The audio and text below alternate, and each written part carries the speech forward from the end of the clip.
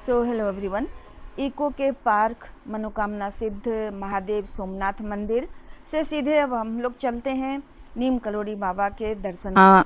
वहाँ पहुँचने के पहले हम लोग इन हरी भरी वादियों को पार करते हुए चले जा रहे हैं। फिर हम लोग मिलते हैं वहाँ।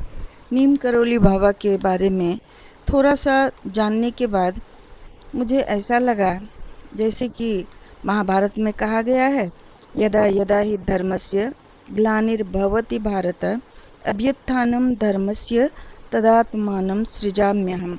इसका मतलब हम लोगों ने अभी तक समझा था कि भगवान विभिन्न युगों में फिर से राम अथवा कृष्ण बनकर आएंगे धर्म संस्थापनार्थ। यह नहीं सोचा कि भगवान अपने प्रतिनिधि स्वरूप संत फकीरों को भी भेज सकते हैं। नीम करोड़ी बाबा बहुत सारे अलौकिकतापूर्ण दैवी गुणों, कर्मों एवं स्वभाव को धारण कर हमारे बीच आए थे। ऑब्वियसली कहीं हम जाते हैं तो वहाँ के बारे में हमें जानना चाहिए। तो यहाँ के बारे में भी जानने के लिए मुझे क्यूरियोसिटी हुई और मैं जान पाई कि इनका जन्म 1900 ईस्वी में उत्तर प्रदेश के अकबरपुर में हुआ था।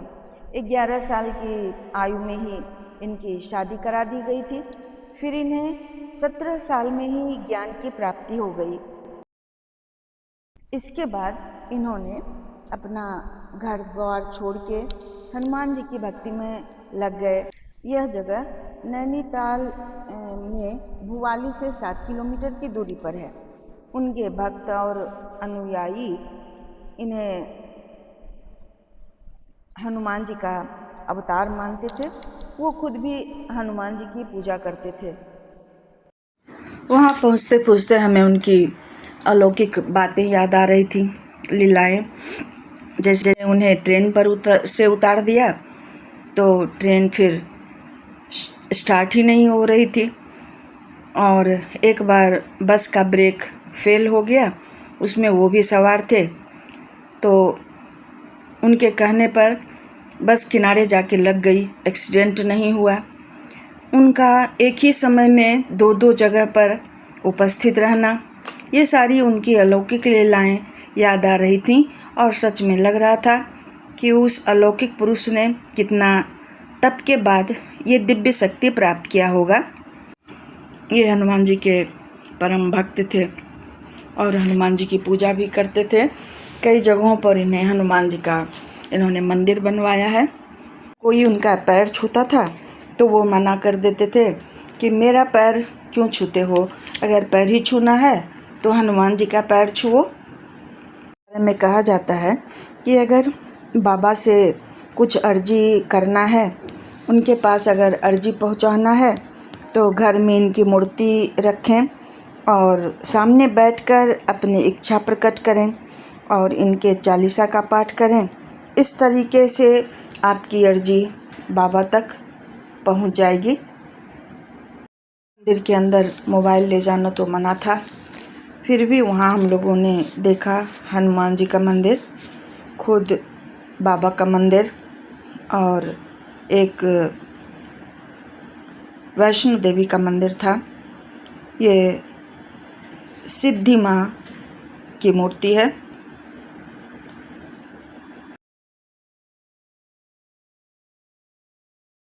एक बार उन्होंने अपने किसी शिष्य से रामायण की एक चौपाई पढ़ने को कहा। वो भक्त अशोक वाटिका वाला भाग पढ़ने लगा। तभी बाबा ऐसे बताने लगे जैसे वो ही अशोक वाटिका में गए हों और आँखों से उन्होंने सारी घटनाओं को देखा हो और फिर रोने लगे।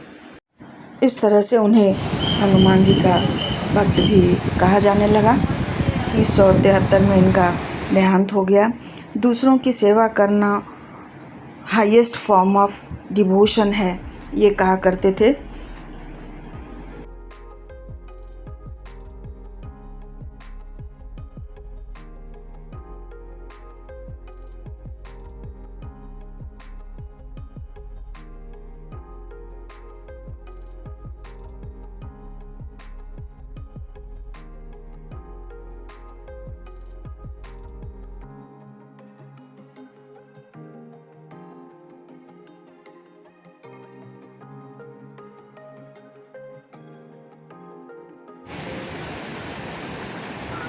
आप पोस्ट पे देखते हैं, बात बताऊँ मुझे, ठीक है?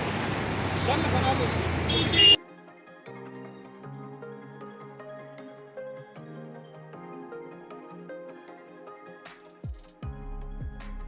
सड़क से मंदिर तक पहुंचने के लिए एक पुल है और यह जगह समुद्र तल से 1400 मीटर की ऊंचाई पर है, जो नैनीताल से लगभग 20 किलोमीटर की दूरी है। कैंची धाम को यह नाम इसके स्थान के कारण मिला है। यह एक ऐसी जगह है जहां दो पहाड़ियां कैंची के आकार में मिलती हैं फ्रेंड्स। यहाँ बाबा ने अपने जीवन का अंतिम वर्ष बिताया था। अपने अनुयायियों के बीच लोकप्रिय रूप से बाबा जी के नाम से जाने जाने वाले नीम करोली बाबा एक हिंदू गुरु और हिंदू भगवान हनुमान के भक्त थे।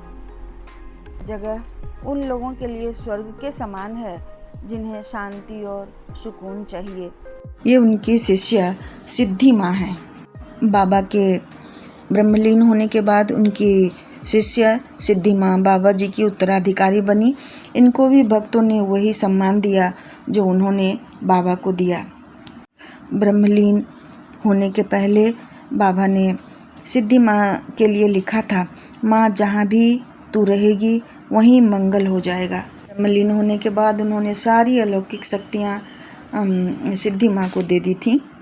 1940 के आसपास बाबा नैनीताल में पहली बार आए थे। तब वह सिद्धि माँ को कात्यायनी कहकर बुलाते थे।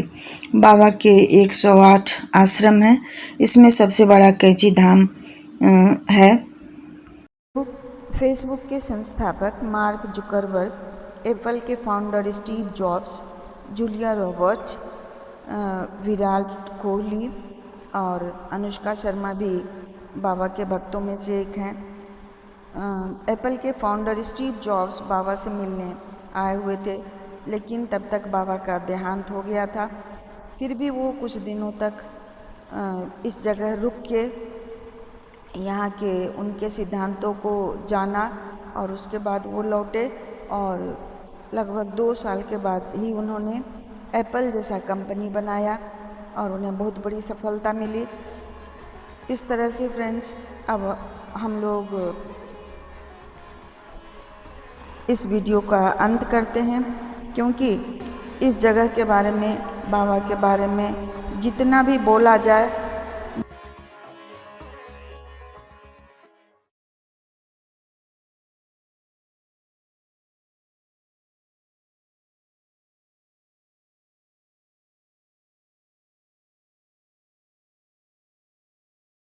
भगवान राम का ही नाम जपने कहा करते थे। और इस तरह से ये बताता है कि वो भगवान राम के गुणों को याद करने कहते थे, ताकि हम लोग जो मनुष्य जो इतने लालची और बहुत तरह के अवगुणों से भरे हैं, उसको त्याग कर भगवान राम का गुण को धारण करें। So thank you friends for watching the video. इसी तरह से हम लोग अगले वीडियो में मिलते हैं फिर।